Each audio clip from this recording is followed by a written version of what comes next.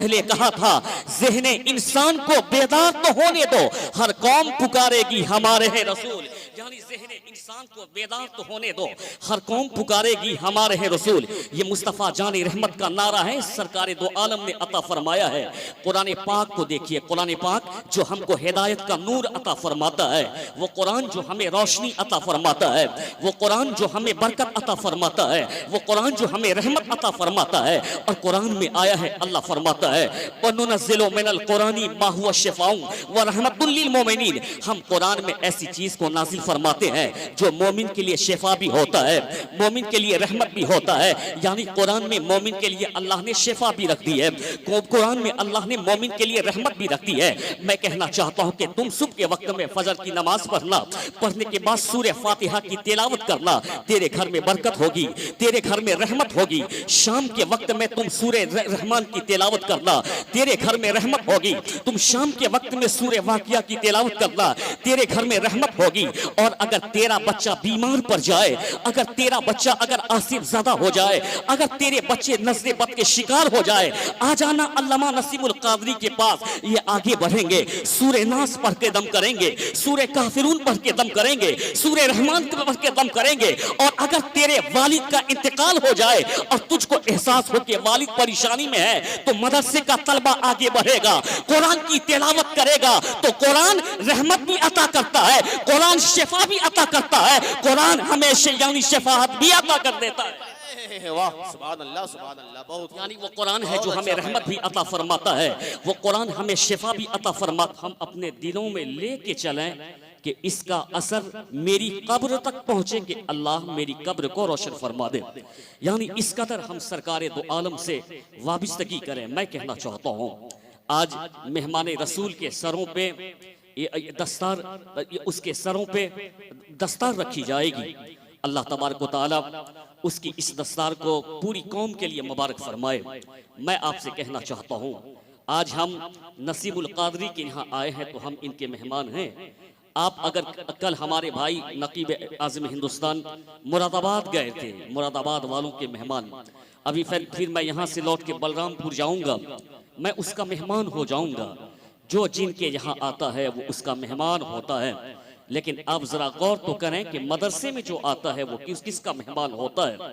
मदरसे में आने वाला वो मुस्तफ़ा जानी रहमत का मेहमान होता है। यानी आपके घर आने वाला वो आपका मेहमान होता है। लेकिन मदरसे में आने वाला, जिसको हम बैतुल रसूल कहते हैं, वो सरकार दो आलम का मेहमान होता है। आप गुफ्तगू के एक एक जुमले को सुने, अफरा तफरी ना करें। यानी जो मदरसे में आता है वो सरकार दो आलम का मेहमान हो जाता है। मैं एक एग्जाम्पल के तौर पे आपको समझाना चाहता हूँ। मैं अगर नसीमुल कादरी के यहाँ आऊँ और उसके बाद हजरत कहें कि आप मेरे यहाँ ठहरिए, आज मैं आपको जाने नहीं दूंगा, कल आप जाएंगे। सुबह के वक्त में मेरे दिल में यह ख्याल आए कि मैं पहली मर्तबा पांखोपाली में आया हूँ, मॉर्निंग का वक्त है, मैं मॉर्निंग वॉक कर लूं, यहाँ के लोगों को देख लूं, यहाँ की आबादी को देख लूं, यहाँ के लोगों को देख लूं कि लोग कैसे हैं। मैं इस मदरसे निकलूं और नसीमुल कादरी साहब को कहूं कि हुजूर मैं थोड़ी सी तफरी करके आता हूं, गांव में थोड़ा सा चक्कर लगा करके आता हूं ताकि सेहत भी अच्छी हो जाए। ये सुबह का वक्त है। मैं बदे खजरा में मुस्तफ़ा जाने रहमत मुस्कुरा उठते हैं कि उसने मेरे मेहमान के लिए दस्तरखान बिछाया है, तो तुम अगर उसके मेहमान के लिए जमीन पर दस्तरखान बिछाओगे, कल मैदान कयामत में मुस्तफ़ा हौज़े कौसर से तुझे सैराब कर देंगे। नारे तकबीर, नारे रिसालत, मसलके आला हजरत, जलसे दस्तार बंदी। वाह, सुभान अल्लाह। आज अगर उसके मेहमान के लिए कोई दस्तरखान बिछाता है, सरकार दो आलम को खुशी मिलती है, क्योंकि हम मदरसे में पढ़ने वाला वो मुस्तफ़ा जाने रहमत का मेहमान होता है। आकाए दो जहां ने सबसे पहले एक पढ़ने और पढ़ाने का मिजाज दुनिया को अता फरमाया है। दुनिया में नारे लगते रहते हैं, the knowledge is light, the knowledge is power का नारा। अमेरिका से बरतानिया, लीबिया से ऑस्ट्रेलिया, यानी मशरिक से मगरिब, शुमाल से जुनूब की तरफ एक ही नारा है, आगे बढ़ना है तो पढ़ना पड़ेगा, यानी अगर तरक्की करना है तो पढ़ना पड़ेगा। आओ इस्लाम के दामन में आओ, कुरान की रोशनी में आओ। ये किसका नारा है जो आज दुनिया बुलंद करती हुई नजर आती है? हमारे जवान इस चीज को जाने कि ये किसका नारा है। मैं अपने जवानों को कहना चाहता हूँ, ये नारा न किसी ये नारा न जॉन बर्नार्ड शॉ का नारा है, ये नारा न अब्राहम लिंकन का नारा है, ये नारा न सरोजनी नायडू का नारा है, ये नारा तो तेरे पैगंबर मुस्तफा जाने रहमत का नारा है कि हुजूर ने उस आलम में कहा था जब दुनिया यानी दुनिया जुल्म के तहाने पर थी। हुजूर कहते हैं अल इल्म नूर वल इल्म कुव्वा, इल्म ताकत का नाम है, इल्म रोशनी का नाम है। आज मुस्तफा जाने रहमत की बात को बरतानिया भी अपनी जबान में कहता है, the knowledge is light, the knowledge is power. इसीलिए किसी ने बहुत पहले कहा था ज़हने इंसान को बेदार तो होने दो, हर कौम पुकारेगी हमारे हैं रसूल। यानी ज़हने इंसान को बेदार तो होने दो, हर कौम पुकारेगी हमारे हैं रसूल। ये मुस्तफ़ा जाने रहमत का नारा है, सरकार दो आलम ने अता फरमाया है। कुरान पाक को देखिए, कुरान पाक जो हमको हिदायत का नूर अता फरमाता है, वो कुरान जो हमें रोशनी अता फरमाता है, वो कुरान जो हमें बरकत अता फरमाता है, वो कुरान जो हमें रहमत अता फरमाता है। और कुरान में आया है, अल्लाह फरमाता है वनुनज़्ज़िलु मिनल कुरानी मा हुवा शिफ़ाउन व रहमतुल लिल मोमिनीन। हम कुरान में ऐसी चीज को नाजिल फरमाते हैं जो मोमिन के लिए शिफा भी होता है, मोमिन के लिए रहमत भी होता है। यानी कुरान में मोमिन के लिए अल्लाह ने शिफा भी रख दी है, कुरान में अल्लाह ने मोमिन के लिए रहमत भी रख दी है। मैं कहना चाहता हूं कि तुम सुबह के वक्त में फजर की नमाज पढ़ना, पढ़ने के बाद सूरह फातिहा की तिलावत करना, तेरे घर में बरकत होगी, तेरे घर में रहमत होगी। शाम के वक्त में तुम सूरह रहमान की तिलावत करना, तेरे घर में रहमत होगी। तुम शाम के वक्त में सूरह वाकिया की तिलावत करना, तेरे घर में रहमत होगी।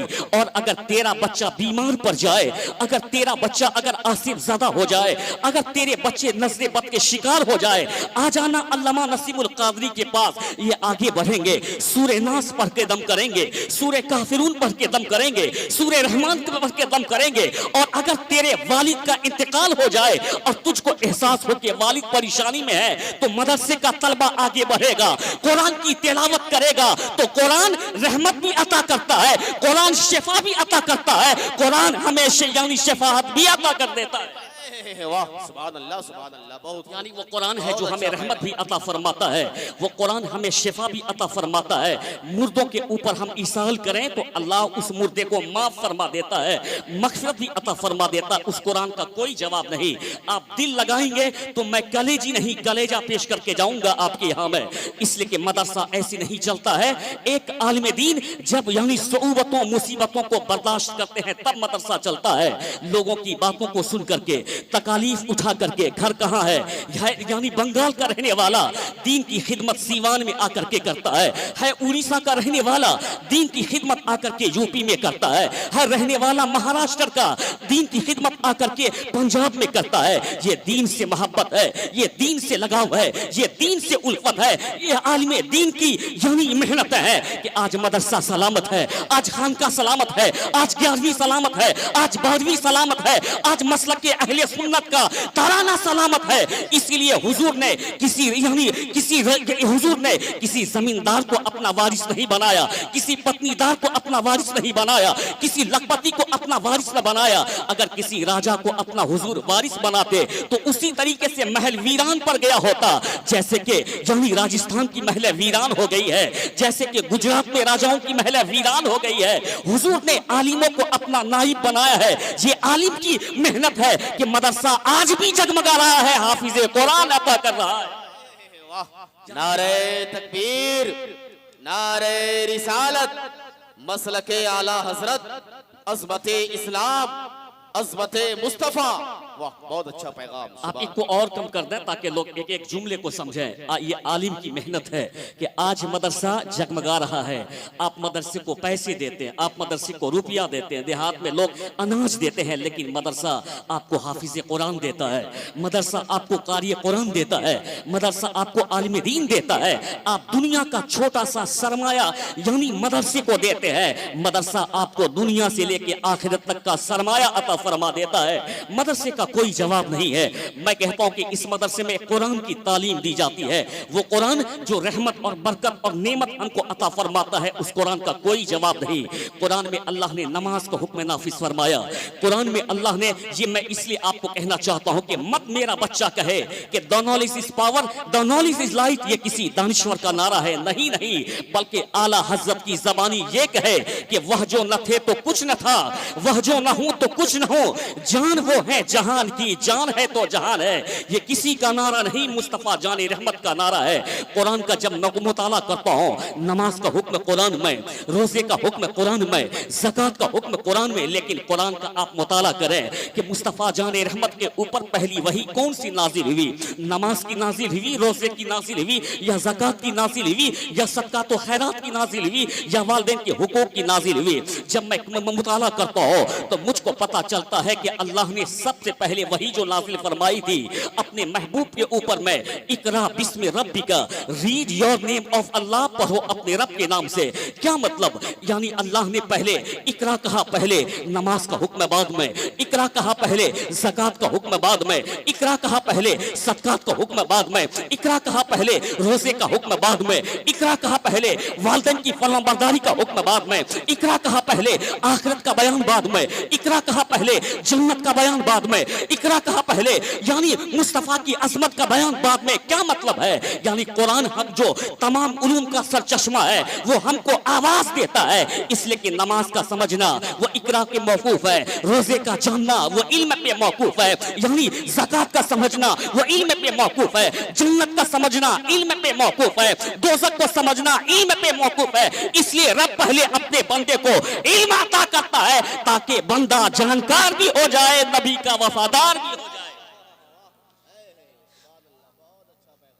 यानी इसलिए अल्लाह ने पहले इकरा फरमाया है, इकरा बिस्मि रब्बिका, पढ़ो अपने रब के नाम से। कुरान की पहली वही नाजिल हुई, यानी रब तबारक व तआला ने फरमाया पढ़ो। इसलिए मैं अपने बच्चों से कहना चाहता हूँ, ये मत कहना कि the knowledge is light, the knowledge is power, ये किसी दूसरे का नारा है। ये तेरे पैगंबर आजम सल्लल्लाहु तआला अलैहि वसल्लम का नारा। हुजूर ने सबसे पहला मदरसा वो अपने सहन में कायम फरमाया था, एक चबूतरे की शक्ल में। सरकार ने चबूतरा बनाया जिसमें लोग रहते थे, दीन का इल्म सीखते थे, उसको अहले सुफा कहा जाता था। हजरत अबू हुरैरा क्या फरमाते हैं कि एक दफा मुझको शिद्दत की भूख लगी। हजरत अबू हुरैरा को जब भूख लगी तो वो सोचने लगे कि मैं किसी से मांग लो। जरा गौर से सुनिएगा, अब वो सोचने कि मैं मांग लूं तो दिल में ख्याल आया कि अपने पेट के लिए नहीं मांगा जाता है, इसलिए कि जो अपने पेट के लिए मांगता है कल कयामत के दिन वो अजाब में गिरफ्तार हो जाएगा। ऐसे अजाब में गिरफ्तार होगा कि उसके चेहरे पे गोश्त न होंगे बल्कि हड्डियां ही उसके चेहरे पे होंगी। अब हजरत अबू हुरैरा को ख्याल आता है कि पेट में भूख भी लगी है और उसके बाद मैं मांग भी नहीं सकता हूं, तो मैं क्या करूं? दिल में एक तरकीब आती है, जहन में एक तरकीब आती है कि मैं चौराहों पे बैठ जाऊं। हो सकता है कि कोई मेरे इस हाल को देखे और वो ये समझ जाए कि किसी मुसीबत में है, मुझको पूछ ले और मैं कहूं कि हाँ हाँ भूखा हूं इसलिए बैठा हुआ हूं, मेरा काम भी बन जाएगा और मैं मांगने से बच जाऊंगा। मैं कहता हूं कि मुस्तफा जाने रहमत के वफादारों, जरा हुजूर के इस सहाबी का तर्जे जिंदगी तो देखिए। हजरत अबू हुरैरा सड़क के किनारे बैठ जाते हैं और यानी बाल बिखरे हुए हैं, सड़क के किनारे बैठे हुए हैं, और उसके बाद क्या देखा कि हजरत फारूक आजम आपकी तरफ आने लगे। हजरत अबू हुरैरा के दिल में फारूक आजम को आते हुए देख करके एक उम्मीद हुई, ये फारूक आजम है, हो सकता है मेरे करीब आएंगे, मुझसे पूछेंगे अबू हुरैरा आज तक तो मैंने तुमको सड़क के किनारे बैठते हुए नहीं देखा था, तुम आज क्यों बैठे हुए हो? मैं फौरन अपनी बात कह दूंगा कि मैं भूखा हूं। जैसे ही फारूक आजम आए, अबू हुरैरा ने उसको सलाम किया, फारूक आजम ने उनके सलाम का जवाब दिया, फिर उनके बाद आगे बढ़ने लगते हैं। अबू हुरैरा ने आपको रोकने के लिए कहा था, रुकिए रुकिए मुझको कुरान की एक आयत पूछनी है।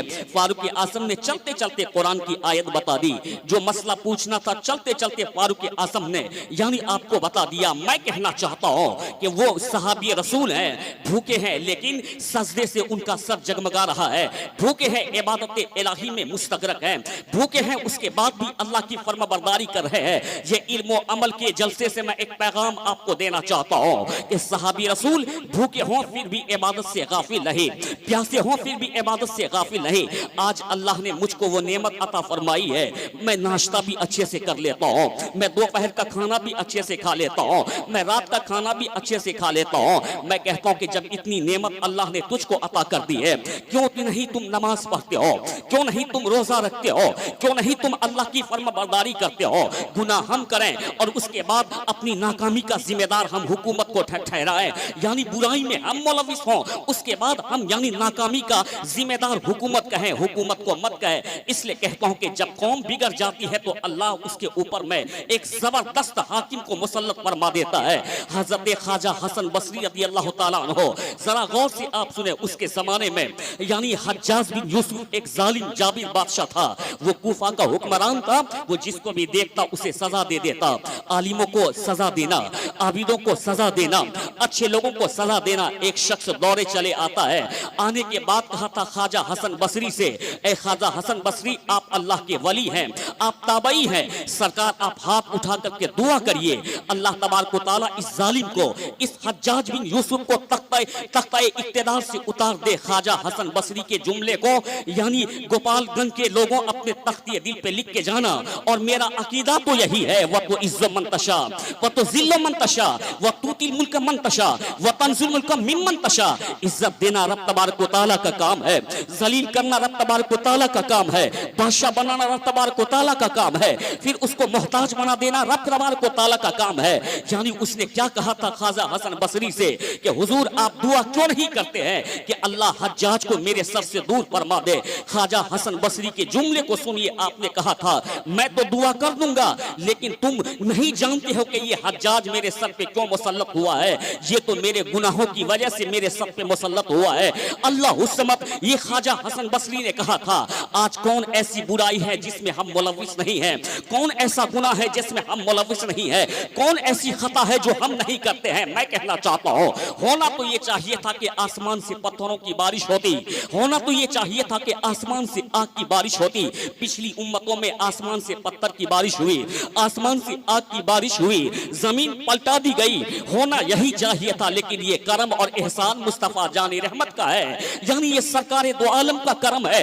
अल्लाह ने कुरान में वादा फरमाया है, मा का नज़्लाहु लियुअज़्ज़िबहुम व अंत फीहिम, ए महबूब अल्लाह का ये काम नहीं कि आपकी उम्मती को अजाब दे इस आलम में, वो अंत फीहिम के आप मौजूद हों। मुस्तफा जाने रहमत रोज़े अनवर में मुस्कुरा रहे हैं। सरकार की आमद का सदका है कि गुलाम पे न यानी आग की बारिश होती है, न गुलाम पे पत्थर की बारिश होती है, न गुलाम के यानी जमीन पलटाई जाती है। आला हजरत ने यूं कहा था, उन्हें जाना उन्हें माना, न रखा गैर से काम, लिल्लाहिल हम्द में दुनिया से मुसलमान गया। सरकार आला हजरत फरमाते हैं कि उन्हें जाना उन्हें माना, न रखा गैर से काम, लिल्लाहिल हम्द में दुनिया से मुसलमान गया। राब्ता और कनेक्टिविटी बन नहीं पा रही। आप माइक सही करो भाई, लोग एक एक जुमले को जब तक नहीं सुनेंगे तो वो क्या समझेंगे कि हजरत कह क्या रहे। साफ करो आवाज की वजह से ये मुसल्लत हुआ है। आज जब भी आप देखें कि हमारे ऊपर में काफिरों की तलवार चलती है या हमारे ऊपर में जुल्म और जबर के पहाड़ टूटते हैं तो दूसरे को मत कहना, अपने अमाल का मुहासबा करके चटाइयों को बिछा करके अपने रब के हुजूर यानी दुआ करके कहना, इलाही हमें माफ फरमा दे, तू गफूर रहीम है, तू अरहमर राहिमीन है। आला हजरत की जबानी ये कहना चाहिए, मैं मुजरिम हूँ आका, मैं मुजरिम हूँ आका, मुझे साथ ले लो कि रस्ते में है जा बजा थाने वाले। मैं कहना चाहता हूँ कि आज इतनी दौलत होने के बाद भी मस्जिद आबाद है क्या, चाहे वो गोपालगंज की मस्जिद हो या कटिहार की मस्जिद हो या चाहे दुनिया में अक्सर मस्जिदें हो, अजान होती है जोहर के वक्त में, मुश्किल 5 लोग वहां सफ में खड़े होते हैं। मैं कहना चाहता हूं अब असर की अजान होती है, 10 लोग वहां खड़े रहते हैं, मगरिब की अजान होती है, 10 लोग खड़े रहते हैं, इशा की अजान होती है, 10 लोग खड़े रहते हैं, जबकि नमाज फर्ज आजम है। नमाज के बगैर कोई काम नहीं हो सकता। नमाज की पूछ सबसे पहले कयामत में होगी। मैं कहता हूं कि नमाज फर्ज आजम है, मस्जिद वीरान हो जाती है। हमने मस्जिद को वीरान किया, हमने मदरसे को वीरान किया, हमने गुनाहों का इर्तिकाब किया, हमने खताओं पे खता किया, इसलिए हम पे मुसीबतें आती है। इतनी दौलत और इतना सरवत होने के बाद भी हम 5 वक्त की नमाज नहीं पढ़ पाते। लेकिन अबू हुरैरा को देखें, बैठे हैं, कई दिन से घर में खाना नहीं बना है, लेकिन इबादत इलाही से पेशानी जगमगा रही है। रास्ते में बैठे हैं, फारूक आजम को आते हुए देखा।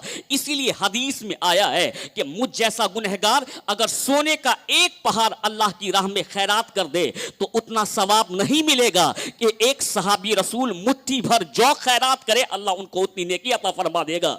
उसके अमाल ही इतने अच्छे हैं, उनका ईमान ही इतना स्ट्रॉन्ग है। बैठे हुए अबू हुरैरा रज़ी अल्लाह ताला अन्हु रास्ते में फारूक आजम को आते हुए देखा। जरा आप दिल लगा कर सुने, मैं अपने बाप की बात नहीं, मुस्तफ़ा की बात कहता हूं। जो सरकार की बात न सुन पाता हो, जो मस्जिद न आबाद कर पाता हो, जो मदरसा न आबाद करता हो, वो ये कहे कि हम दीन पे जान दे देंगे, हम दीन पे कुर्बान हो जाएंगे, दीन पे औलाद लुटा देंगे, ये सारा झूठा दावा हो सकता है। हकीकत से इसका कोई ताल्लुक नहीं। जो अपना सर झुका नहीं सकता है, रब की बारगाह में वो सर कटा क्या सकता है? पहले सर झुकाना सीखो मियां, फिर सर कटाने की बात करना। इसलिए डॉक्टर इकबाल ने कहा था कि मोहम्मद से वफा तूने तो हम तेरे है, ये जहां चीज है क्या लौहो कलम तेरे है।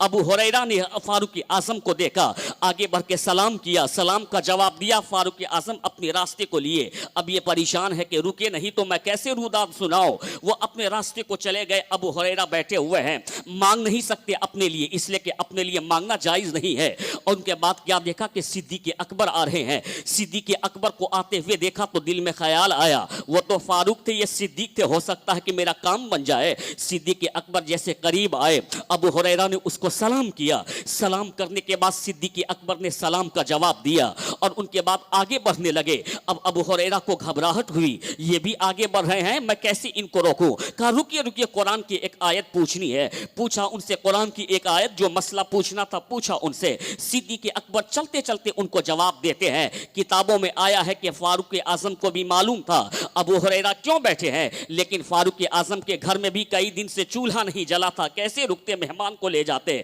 और सिद्दीक़ अकबर को भी मालूम था अबू हुरैरा क्यों बैठे हैं। इसलिए हकीकत तो यह थी कि सिद्दीक़ अकबर के घर में भी यानी कई दिनों से चूल्हा न जला हो। चूल्हा सहाबी रसूल के घर में जले या न जले, लेकिन घर तिलावत कुरान से जगमगाता है, इबादत से जगमगाता है, अल्लाह की रहमत से जगमगाता है। इसीलिए तो मैं कहता हूं ये सहाबी रसूल है। अब अबू हुरैरा वहां बैठे हैं, कहते हैं मैं किसको आवाज दूं।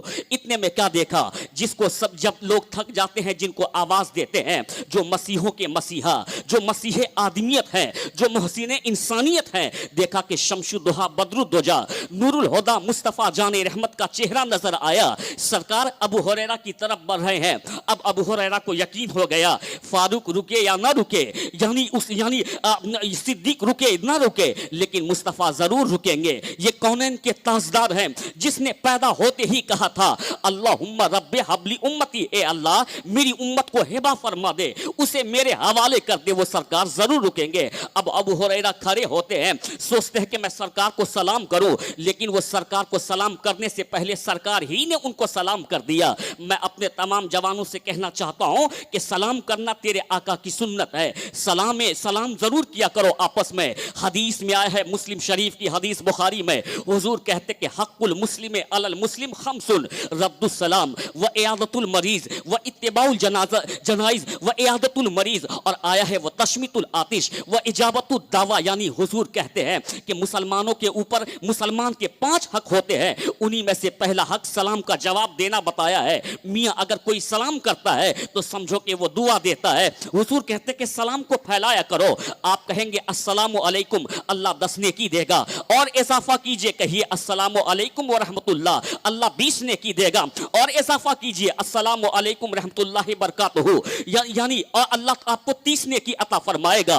और इजाफा कीजिए, कहिए अस्सलामु अलैकुम रहमतुल्लाहि बरकातुहू व मगफिरतुहू, अल्लाह 40 नेकी अता करेगा। आपका भाई आपको कहे वालेकुम सलाम 10 नेकी, वालेकुम सलाम रहमतुल्लाह 20 नेकी, वालेकुम वालेकुमुस्सलाम रहमतुल्लाहि बरकातहू, 30 नेकी, वालेकुमुस्सलाम रहमतुल्लाहि बरकातहू मगफिरतहू, 40 लेकिन मुस्तफ़ा कहते हैं जो पहल करता हो, ये पहल करता हो कि वो मुझको सलाम न करे, मैं ही उनको सलाम कर दूं, तो अल्लाह पहल करने वाले को 90 नेकी अता फरमा देता है। क्या कहते हैं जो पहल नारे तकबीर, नारे रिसालत, मसलके आला हजरत पैगाम इल्म व अमल कॉन्फ्रेंस हजरत मौलाना गुलाम गौस रजा कठियारी, यानी अल्लाह उसको 90 नेकी अता फरमा देता है। सरकार आगे आए हैं। अब अबू हुरैरा ने सोचा कि मैं हुजूर को सलाम कर दूं, लेकिन अब हुजूर के सलाम करने से पहले सरकार ने ही इनको सलाम कर दिया, और जैसे ही सरकार ने सलाम किया तो अबू हुरैरा की बीमारी में इजाफा हो गया। आप खड़े हो जाते हैं। खड़े होने के बाद हुजूर ने अबू हुरैरा के हाथ को पकड़ा, कहा तुमने अपना क्या हाल बना लिया है, तुम सड़कों पे क्यों बैठते हो, यहाँ क्यों तुम बैठे हुए हो, तुमने ऐसा अपना हाल क्यों बना लिया है। हजरत अबू हुरैरा कहते कि सरकार कई दिनों से गुलाम भूखा है, इसलिए दिल घर में नहीं लग रहा था, मैं सड़कों पे आकर के बैठ गया। आकाए दो जहां की मोहब्बत को देखिए, सरकार की मोहब्बत का कोई जवाब नहीं है। मुस्तफ़ा ने पैदा होते ही हमारी मग़फ़िरत की दुआ फरमाई है। आका की मोहब्बत दुनिया में भी काम आती है, कब्र में भी काम आती है, मैदान महशर में भी काम आएगी। हुजूर का कोई जवाब नहीं। जहां बाप की मोहब्बत दम तोड़ देती है, जहां माँ की मोहब्बत दम तोड़ देती है, वहां से मुस्तफ़ा की मोहब्बत का आगाज होता है, वहां से सरकार दो आलम की इनायत का आगाज होता है। हुजूर ने अबू हुरैरा के हाथ को पकड़ा है, पकड़ के कहा कि तुम भूखे हो, अच्छा है चलो चलो मेरे घर की तरफ चलो। हजरत अबू हुरैरा को मुस्तफ़ा जाने रहमत अपने घर की तरफ लेकर के आते हैं। लाने के बाद कहा कि तुम बाहर ही ठहरो, अंदर सरकार दो आलम तशरीफ फरमा हुए। हजरत उम्मुल मोमिनीन हजरत आयशा से सरकार कहते, आयशा तुमको मालूम है कि दरवाजे पे एक मेहमान आया हुआ है, जरा गौर से सुनिएगा कि हुजूर ने किस कदर मेहमानों की मेहमान नवाजी फरमाई है। आकाए दो जहां का कोई जवाब नहीं है।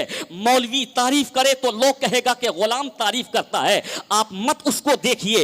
यानी किसी जाहिल के बकवास को देखने की जरूरत नहीं है, किसी पाखंडी के बकवास को सुनने की जरूरत नहीं है, किसी लुच्चों और लफंगों के बकवास को सुनने की जरूरत नहीं है। लुच्चा तो लुच्चागिरी ही करेगा, पाखंडी तो यानी उल्टी ही बात करेगा, जाहिल तो अपनी जहालत ही बखारेगा। मैं कहता हूं कि अगर हुजूर की अजमत सुनना है तो एक गैर मुस्लिम से भी सुन सकते हैं, लेकिन पढ़ा हुआ होना चाहिए, दानिश्वर होना चाहिए। मैं कहता हूं कि हिंदुस्तान की एक पुरानी यूनिवर्सिटी है जिसको हम BHU कहते हैं, जिसका फुल फॉर्म होता है बनारस हिंदू यूनिवर्सिटी। वहां एक स्कॉलर पढ़ता है जिसको यानी डॉक्टर राजेंद्र नारायण कहा जाता है। वो स्कॉलर है कहां का रहने वाला, राजस्थान का रहने वाला। राजस्थान में उसने इंटरमीडिएट किया। दिल में ख्याल आया कि BHU एक पुरानी यूनिवर्सिटी है, बनारस में जाकर के इल्म हासिल करना चाहिए। बनारस आने के बाद उसने वहां से PG की। उसने वहां से यानी PG कंप्लीट करने के बाद वो कहते हैं कि मैंने हर मजहब का मुताला किया है, मुस्तफ़ा का कोई जवाब नहीं है, सरकार दो आलम का कोई जवाब नहीं। उसने मजहब का मुताला किया। वो डॉक्टर राजेंद्र नारायण कोई मौलाना गुलाम गौस नहीं, कोई अल्लामा नसीमुल कादरी नहीं, बल्कि वो एक हिंदू ब्राह्मण है। वो कहता कि मैं बौद्धिज्म का मुताला किया, मैंने हिंदुज्म का मुताला किया, मैंने ईसाइयत का मुताला किया, मैंने यहूदियत का मुताला किया। दिल में ख्याल आया जब तुमने ईसाइयत का मुताला ही किया है, जब तुमने यानी यहूदियत का मुताला ही किया है, तो इस्लाम का भी मुताला कर ले। इस्लाम के पैगंबर को भी तो पढ़ लिया कर कि उसका मजहब अरब के रेगिस्तान से उड़ करके बादलों की तरह हिंदुस्तान में कैसे छा गया। वो कहते हैं कि मैंने जब इस्लाम के पैगंबर की जिंदगी का मुताला किया है, मैं कहता हूं कि यहाँ के तमाम जवानों ये तेरे लिए जरूरी है, इसलिए कि जवान की इबादत अल्लाह को बहुत ज्यादा प्यारी है। जिस कौम का जवान जवान हो जाता है अक्ल के एतबार से, उस कौम में इनकलाब आ जाया करता है। इसलिए आप जवान हो, इनकलाब ज्यादा दूर नहीं है। मेरे जवान जरूर इस जुमले को सुने। आज यानी हम फेसबुक जरूर चलाते हैं, आज हम ट्विटर जरूर चलाते हैं, इंस्टाग्राम जरूर चलाते हैं, आज हम अखबार जरूर चलाते हैं। मैं कहता हूं कि अखबार बाद में पढ़ना, पहले मुस्तफा की हदीस जरूर सुन लेना। इंस्टाग्राम बाद में यानी पढ़ना, पहले आलिम की सोहबत में बैठ जाना। मैं कहता हूं कि मोबाइल बाद में चलाना, पहले आलिम की सोहबत में बैठ जाना। इंस्टाग्राम मोबाइल ये दिलों में फितूर को पैदा करता है, मुस्तफा की बात दिलों में नूर पैदा करता है, रोशनी। वाह, नारे तकबीर, नारे रिसालत, मजहब इस्लाम, पैगाम इस्लाम, वाह सुभान अल्लाह सुभान अल्लाह। इसलिए मैं अपने जवानों से कहना चाहता हूं, तुम बाद में किसी गांधी और नेहरू को पढ़ना, पहले अपने पैगंबर को पढ़ने की कोशिश की। तुम जिस गांधी को पढ़ने की कोशिश करते हो, उस गांधी ने सबसे पहले इस्लाम के पैगंबर को पढ़ा है।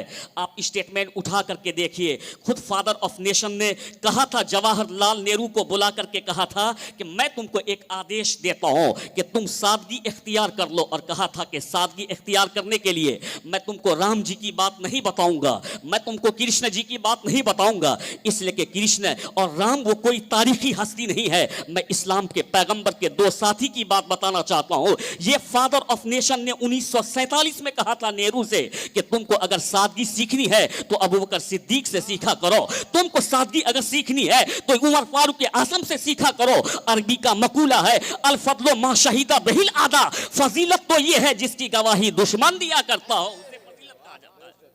फजीलत तो ये है मियाँ जिसकी शहादत दुश्मन दिया करता हो, उसे फजीलत कहा जाता है। जरा गौर से सुनिए, वो BHU का स्कॉलर क्या कहता है। वो कहता कि मैंने जब तमाम मजहब का मुताला किया, आखिर में मैंने सोचा कि इस्लाम का क्यों ना मुताला कर लूँ। उसने फतह मक्का का मुताला किया।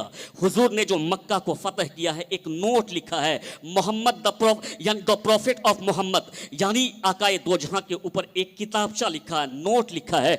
उसमें उसने लिखा है कि इस्लाम के पैगंबर की शान को देख। फतह मक्का में इस्लाम के पैगंबर दाखिल होते हैं और कहते हैं कि इस्लाम के पैगंबर उस मक्का में दाखिल होते हैं जिस मक्का में कभी उसको निकाला गया था, जिस मक्का में इस्लाम के पैगंबर के ऊपर में ओझरी रखी गई थी, जिस मक्का में इस्लाम के पैगंबर के राहों में कांटा बिछाया गया था, जिस मक्का में इस्लाम के पैगंबर के आगे में गड्ढा खोदा गया था, जिस मक्का में इस्लाम के पैगंबर के यानी साथियों को तपती हुई रेत में सुलाया गया था, और उस मक्का में इस्लाम के पैगंबर दाखिल हो रहे हैं। ये मैं नहीं कह रहा हूं, इस वक्त उसकी बात आप तक पहुंचा रहा हूं जो डॉक्टर राजेंद्र नारायण ने अपने एक किताबचे में लिखा है।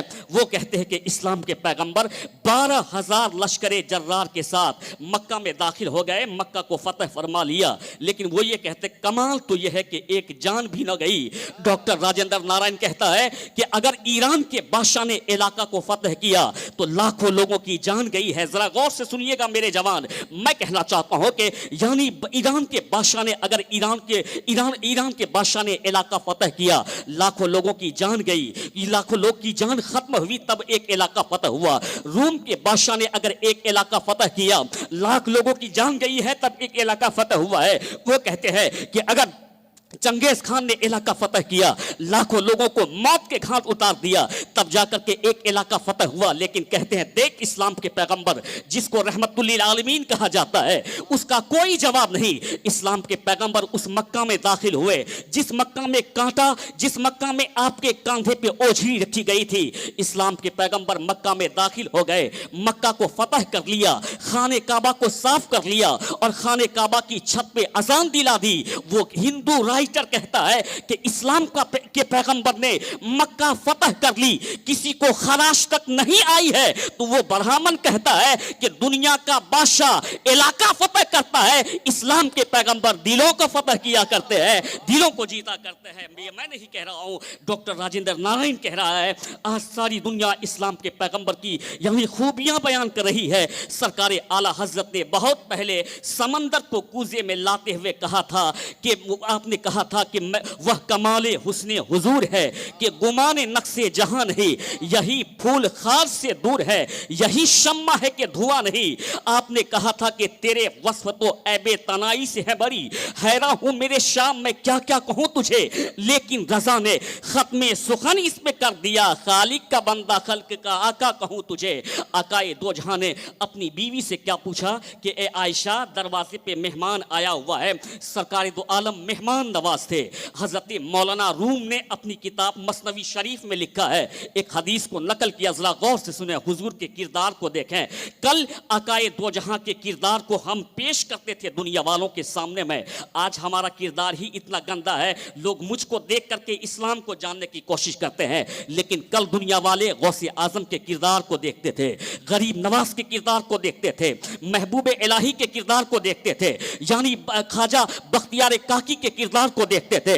आकाए यानी आला हजरत के किरदार को देखते थे, उस किरदार को देखने के बाद दुनिया वाले उनकी तरफ माइल हो जाते थे। चाहे वो आला हजरत का किरदार हो, चाहे वो मखदूम पाक का किरदार हो, चाहे वो मुफ्ती आज़म हिंद का किरदार हो, चाहे वो ताजुश शरिया का किरदार हो। मैं कहना चाहता हूं मुझ जैसा 1 लाख मौलवी वो काम नहीं कर पाता जो काम फकत सरकार ताजुश शरिया के कदम मुबारक की वजह से हो जाया करता था।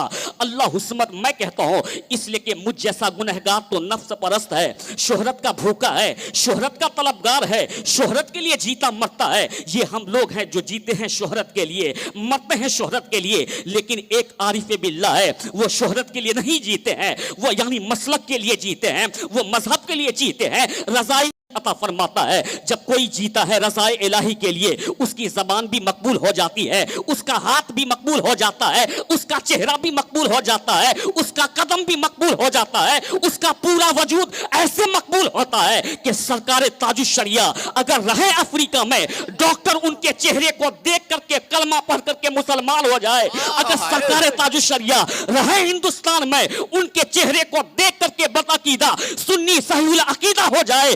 निगाहे मुफ्ती आजम की है ये जलवागरी, चमक रहा है अख्तर हजार आंखों में। वाह, नारे तकबीर, नारे रिसालत, फैजाने आला हजरत, फैजाने हुजूर ताजुश शरिया, फैजाने हुजूर मुफ्ती आजम हिंद।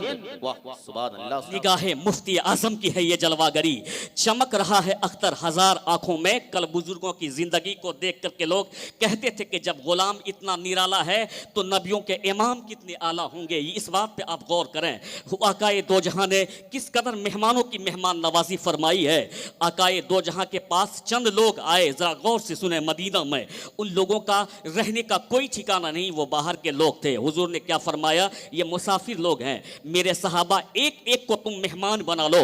उनमें से एक आगे बढ़ता है, कहता कि आप मेरे मेहमान। दूसरे ने एक शख्स को अपना मेहमान बना लिया, किसी ने एक को अपना मेहमान बना लिया, किसी ने एक को अपना मेहमान बना लिया। जब सारे लोग एक एक को अपना मेहमान बना लिए, उनमें से एक आदमी जिसका पेट बड़ा था, वो यानी मोटा ताजा था, यानी देखने में भी अच्छा नहीं था, ऐसा लगता था कि 5 लोगों का खाना अकेले खा जाएगा। किसी ने उसको मेहमान न बनाया।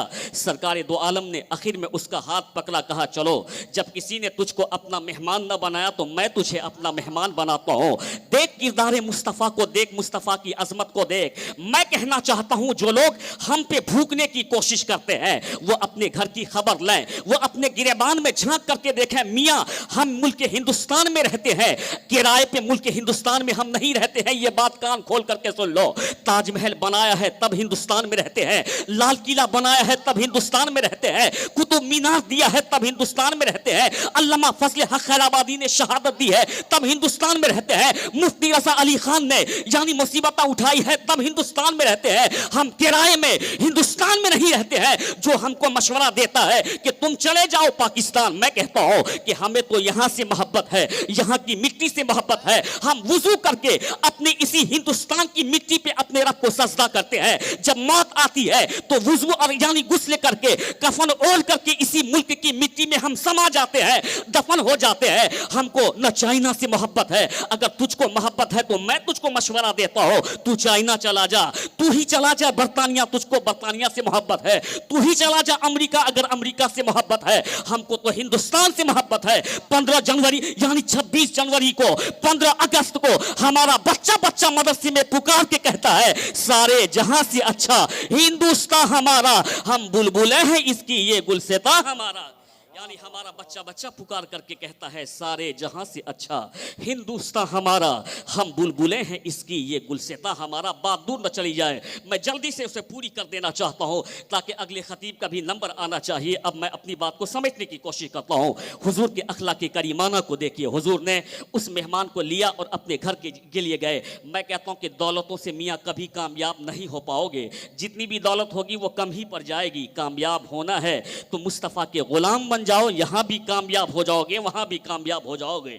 मियाँ यानी मुस्तफ़ा की गुलामी में अल्लाह ने दोनों जहान की कामयाबी रखी है। मैं आपको ये बता रहा हूँ कि हुजूर उस मेहमान को अपने यहाँ ले करके जाते हैं। जाने के बाद उस मेहमान के रहने का इंतज़ाम किया। रात के वक्त में सरकार दो जहां ने उसे पेट भर करके खाना खिलाया। खाना इतना वो खा लिया था, जब आदमी ज़्यादा खाना खाता है तो लीवर कमज़ोर हो जाता है, मुमकिन है कि यानी उसका पेट खराब हो और वो बिस्तर को गंदा कर दे।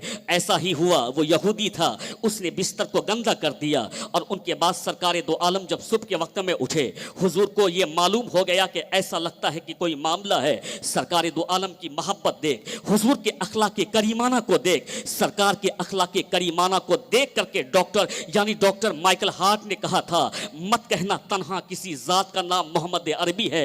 वो कहते हैं he is protector of humanity, वो कहते हैं he is protector of society, I can't explain of his quality. वो कहते कि तन्हा किसी जात का नाम मोहम्मद अरबी नहीं, इंसान के मुहाफिज का नाम मोहम्मद अरबी है।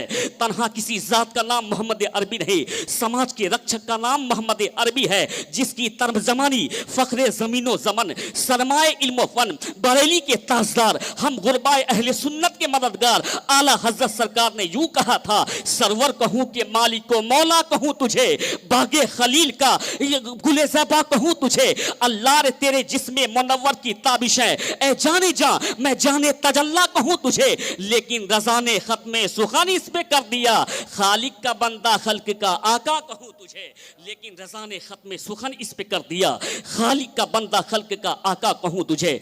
अब उस मेहमान को जब मेहमान ने बिस्तर गंदा कर दिया, सरकार दो आलम बाहर से ही कुंडी खोल देते हैं, हुजूर एक तरफ छिप जाते हैं। छिपने के बाद अब मेहमान ने देखा, बस आखिरी बात आप नोट कर लें, मैं अपनी बात तमाम कर देता हूं, नहीं तो अभी ने मैंने शुरू भी सही से नहीं की है तकरीर, वक्त हो गया है, मुझे भी कहीं निकलना है। जैसे ही दरवाजा खुला, मेहमान को मौका मिला कि बाहर कोई नहीं है, मुझको भाग जाना चाहिए, वो फौरन वहां से उठता है और भाग जाता है। हुजूर के अखलाक करीमाना को देख लीजिए, हुजूर अंदर गए, देखा बिस्तर यानी कि गंदा है। वो सरकार दो आलम जिसको कुरान ने ताहा कहा, जिसको कुरान ने बशीर व नज़ीर कहा, जिसको कुरान ने सिराजम मुनीर कहा, जिसको कुरान ने रहमतुल लिल आलमीन कहा, जिसको कुरान ने यानी रहमतुल लिल आलमीन कहा, अल्फाज नहीं मिलते सरकार को क्या कहिए, जिब्रील सलामी दे दरबार को क्या कहिए। मैं कहता हूं कि हुजूर आगे बढ़ते हैं, उस बिस्तर को लेते हैं। अब हुजूर साफ करने के लिए आगे बढ़े तो सहाबा दौड़ के आए, हुजूर गुलाम को रहते हुए आप कैसे साफ कर सकते हैं, बिस्तर को आप साफ मत करिए। सरकार दो आलम के जुमले को सुनिए, उसने कहा था कि मेहमान मेरा था, मैं ही उसके बिस्तर को साफ करूंगा, तुम लोग साफ नहीं कर सकते हो। फिरिश्ता भी हुजूर के अखलाक करीमाना पे दंग होगा, चांद सूरज भी मुस्तफा के अखलाक पे अपने खैरात बांट रहा होगा। अकाए दो जहां आगे बढ़ते हैं और उस बिस्तर को साफ करने लगते हैं। आज तो मियां हम अपने बच्चों की गंदगी साफ करना नहीं चाहते हैं, लेकिन देख मुस्तफा की मोहब्बत को कि एक मेहमान जो अपनी कौम का नहीं है, फिर भी उनका अखलाक देख के हुजूर उनके बिस्तर को अपने यानी दस्ते अक़दस से साफ कर रहे हैं। वो यहूदी मेहमान जो भागा था, याद आया उनको कि मेरी एक कीमती तलवार तो वहीं छूट गई जहां मैं रात को सोया था। फिर पलट करके आता है कि तलवार ले लूं, क्या देखा कि शमशुद्दोहा बदरुद्दोजा, मैं जिसका मेहमान बना था वो मेरे गंदगी को साफ कर रहे हैं। दौड़े आते हैं, सरकार के कदम पे गिर जाते हैं, गिर करके कहते हैं कि हुजूर मुझको माफ करिए, आपका अखलाक बताता है कि आप आखिरी पैगंबर हैं, आखिरी नबी हैं। सरकार अब ताखीर न कीजिए, आप अपना कलमा पढ़ाइए, इस्लाम में हमको दाखिल कर लीजिए। मुस्तफा जाने रहमत ने सहाबा से कहा था कि तुम सोच रहे थे कि मैं बिस्तर धो रहा हूं, नहीं नहीं, मैं तो उनके दिलों को धो रहा था, अब दिल में इस्लाम को दाखिल कर रहा हूं। सरकार ने क्या फरमाया कि तुम सोच रहे थे कि मैं बिस्तर धो रहा हूं, नहीं तो मैं उनके दिलों को धो रहा हूं। चलते चलते, अभी तो कोई बात भी मैंने नहीं कही, वक्त हो गया, तकरीर भी शुरू नहीं हुई। चलते चलते एक आखिरी बात मैं आपको कह दूं, मदरसे को अच्छी नज़र से आप देखिए। मदरसे में पढ़ने वाला यानी वो मेहमान होता है, आप मौलाना के पास दौड़ करके आते हैं, कहते हैं मौलाना तावीज़ दो तावीज़। क्या? बच्चा इंजीनियर है, बच्चा डॉक्टर है, बच्चा स्कॉलर है, बच्चा स्पीकर है, वो रहता है यानी पटना में, वहाँ अपना क्लिनिक चलाता है, लेकिन मुझको देखने तक नहीं आता। मैंने अपनी ज़मीन बेच दी पंखोपाली में, फिर डॉक्टर बनाया, मकान बेच दिया, फिर इंजीनियर बनाया। बच्चे का आलम यह है कि आज वो मेरी खिदमत नहीं करता है। गुलाम गौस रज़ा कादरी तुमसे ये कहता है कि यानी बच्चों को बाद में डॉक्टर बनाना, पहले इस दारुल उलूम की चटाई पे कुरान पढ़ा करके देखना, बाद में इंजीनियर बनाना, पहले दारुल उलूम की चटाई पे कुरान पढ़ाना। तेरा बेटा अगर दारुल उलूम पहले आएगा बाद में डॉक्टर बनेगा, तेरा बेटा दारुल उलूम पहले आएगा बाद में इंजीनियर बनेगा, तेरा बेटा दारुल उलूम पहले आएगा बाद में स्पीकर बनेगा, बाद में बिजनेसमैन बनेगा। वो ये कहेगा कि आज मैं जो डॉक्टर बना हूं ये मेरी मेहनत का कमाल नहीं, ये मेरे माँ बाप की दुआओं का कमाल है कि अल्लाह ने इस मनसब पे पहुंचा दिया है। इसलिए अपने बच्चों को पहले दारुल उलूम में कुरान पढ़ाइए। चलते चलते एक प्यारी बात, आज अमीर लोग अपने बच्चों को मदरसे में कम पढ़ाना चाहते, नहीं नहीं, बच्चों को मदरसे में पढ़ा, उसे हाफिज कुरान बना। मैं कहता हूं कि हिंदुस्तान का सबसे बड़ा बादशाह कौन गुजरा है, लोग किसी का नाम ले लेंगे लेकिन मैं बताता हूं, सबसे बड़े बादशाह औरंगजेब आलमगीर रहमतुल्लाह ताला अलैह गुजरे हैं। उस वक्त हिंदुस्तान इतना बड़ा दायरा था हिंदुस्तान का कि उस वक्त पाकिस्तान भी हिंदुस्तान में, उस वक्त बांग्लादेश भी हिंदुस्तान में। बस आखिरी बात सुनिए, उस वक्त अफगानिस्तान के कुछ हिस्से हिंदुस्तान में। इतने बड़े हिंदुस्तान का शासक उसने अपने बेटे को यानी हाफिज कुरान होने के लिए मदरसे में दाखिल कर दिया था। जब लोग मुस्तफा के वफादार होते हैं तो अल्लाह उसे यानी तनज़्ज़ुली से उठा करके कभी सिद्दीक़ आज़म बनाता है, कभी फारूक आज़म बनाता है, कभी उसे यानी मोहम्मद बिन कासिम बनाता है, कभी सलाहुद्दीन अय्यूबी बनाता है, कभी औरंगजेब आलमगीर बनाता है। इसलिए मैं कहता हूं कि जब आदमी मुस्तफा से अपना रिश्ता तोड़ लेता है तो वो तनज़्ज़ुली में, कमजोरी में भटकने लगता है। इसलिए अपने दीन से रिश्ते को मजबूत कीजिए। उसने अपने बेटे को मदरसे में दाखिल किया, बेटा हाफिज कुरान बन करके घर लौटा। किसका? मुझ जैसे गरीब का नहीं, बल्कि आरिफ बिल्ला का बेटा, मुजद्दिद वक्त का बेटा, शहनशाह हिंदुस्तान का बेटा, औरंगजेब आलमगीर का बेटा हाफिज कुरान बन करके आया। बाप ने सीने से लगा लिया कि बेटा तू हाफिज कुरान बन गया, क्योंकि हदीस में आया है वो हाफिज बाअमल की बात करता हूं।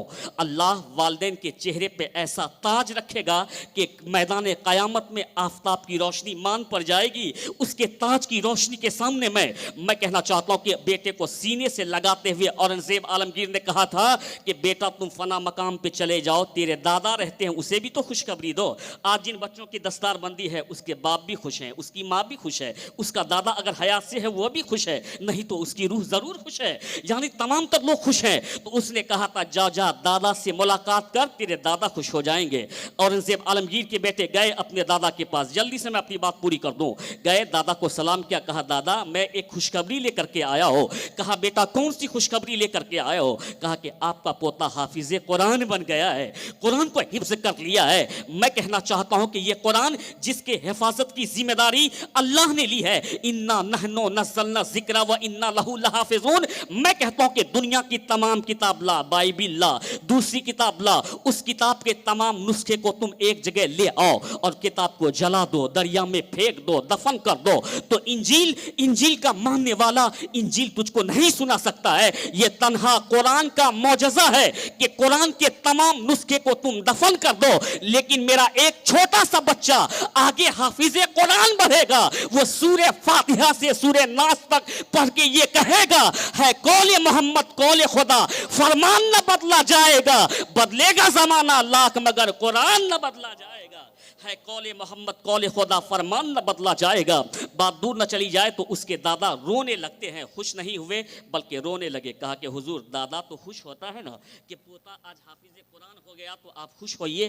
कहा कि मैं इसलिए रोता हूँ, हुजूर कहते हैं जिसका बेटा हाफिज़े कुरान होगा उनके सर पे नूरानी ताज रखा जाएगा। औरंगजेब हाफिज़े कुरान नहीं है, अल्लाह समद। यानी इतना कहना था, बेटे लौट करके आ गए।